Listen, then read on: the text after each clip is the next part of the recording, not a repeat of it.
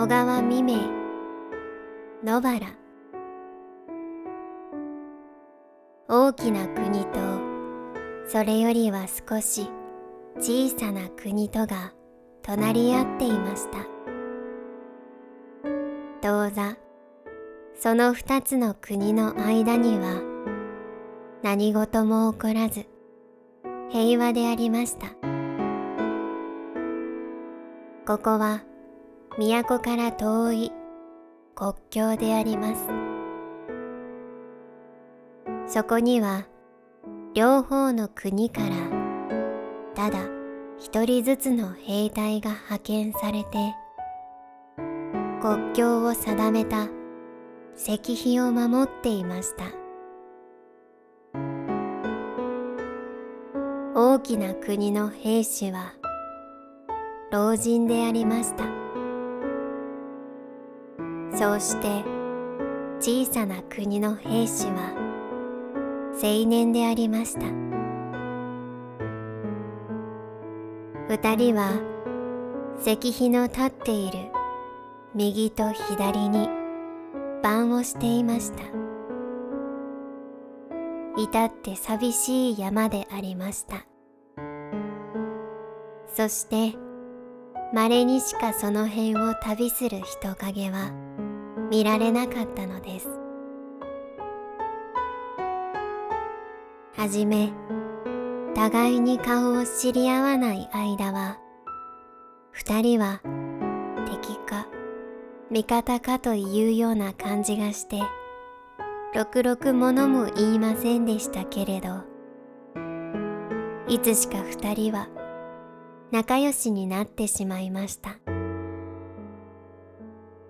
二人は他に話をする相手もなく退屈であったからであります。そして春の日は長くうららかに頭の上に照り輝いているからでありました。ちょうど国境のところには誰が植えたということもなく一株の野原が茂っていました。その花には朝早くからミツバチが飛んできて集まっていました。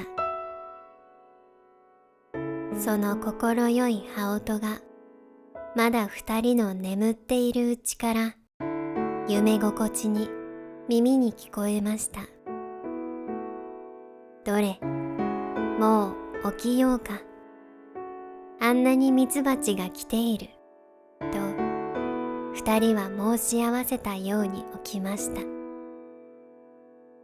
そして外へ出ると、果たして太陽は木の梢の上に元気よく輝いていました。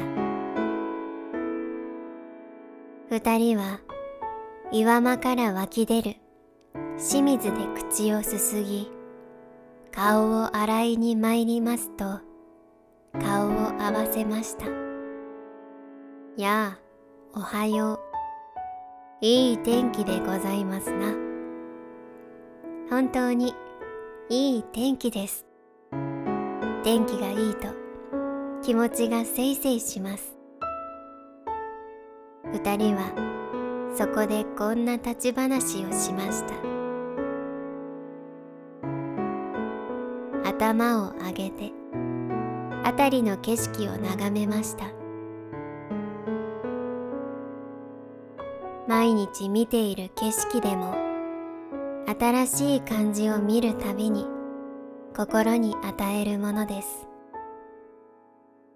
青年は最初将棋の歩み方を知りませんでした。けれど老人についてそれを教わりましてから、この頃はのどかな昼頃には二人は毎日向かい合って将棋を指していました。はじめのうちは老人の方がずっと強くて駒を落として指していましたが、しまいには当たり前に指して老人が任されることもありました。この青年も老人も至っていい人でありました。二人とも正直で親切でありました。二人は一生懸命で将棋盤の上で争っても心は打ち解けていました。やあ、これは俺の負けかいな。こう逃げ続けでは苦しくてかなわない。本当の戦争だったらどんなだか知れん。と老人は言って大きな口を開けて笑いました。青年はまた勝ち目があるので嬉しそうな顔つきをして一生懸命に目を輝かしながら相手の王様を追っていました。小鳥は梢の上で面白そうに歌っていました。白いバラの花からは良い香りを送ってきました。冬はやはりその国にもあったのです。寒くなると老人は南の方を恋しがりました。その方にはせがれや孫が住んでいました。早く暇をもらって帰りたいものだと老人は言いました。あなたがお帰りになれば知らぬ人が代わりに来るでしょう。やはり親切な優しい人ならいいが、敵味方というような考えを持った人だと困ります。どうかもうしばらくいてください。そのうちには春が来ます。と青年は言いました。やがて冬が去ってまた春となりました。ちょうどその頃、この二つの国は何かの利益問題から戦争を始めました。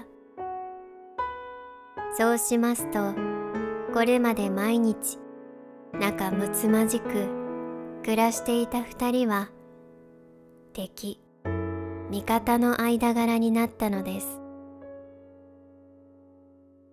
それがいかにも不思議なことに思われました。さあ、お前さんと私は今日から敵同士になったのだ。私はこんなに酔いぼれていても少佐だから、私の首を持って行けばあなたは出世ができる。だから殺してください。と老人は言いました。これを聞くと青年は呆れた顔をして、何を言われますか。どうして私とあなたとが敵同士でしょう。私の敵は他になければなりません。戦争はずっと北の方で開かれています。私はそこへ行って戦います。と青年は言い残して去ってしまいました。国境にはただ一人老人だけが残されました。青年のいなくなった日から老人は呆然として日を送りました。野原が咲いてミツバチは日が上がると暮れる頃まで群がっています。今戦争はずっと遠くでしているので、たとえ耳を澄ましても空を眺めても鉄砲の音も聞こえなければ、黒い煙の影すら見られなかったのであります。老人はその日から青年の身の上を案じていました。日はこうして経ちました。ある日のこと、そこを旅人が通りました。老人は戦争についてどうなったかと尋ねました。すると旅人は、小さな国が負けて、その国の兵士は皆殺しになって、戦争は終わったということを告げました。老人は、そんなら青年も死んだのではないかと思いました。そんなことを気にかけながら、石碑の礎に腰をかけてうつむいていますと、いつか知らずうとうとと居眠りをしました。彼方から大勢の人の来る気配がしました。見ると一列の軍隊でありました。そして馬に乗ってそれを指揮するのはかの青年でありました。その軍隊は極めて静粛で声一つ立てません。やがて老人の前を通るときに、青年は黙礼をしてバラの花を嗅いだのでありました。老人は何かものを言おうとすると目が覚めました。それは全く夢であったのです。それから一月ばかりしますと、野原が枯れてしまいました。その年の秋、老人は南の方へ暇をもらって帰りました。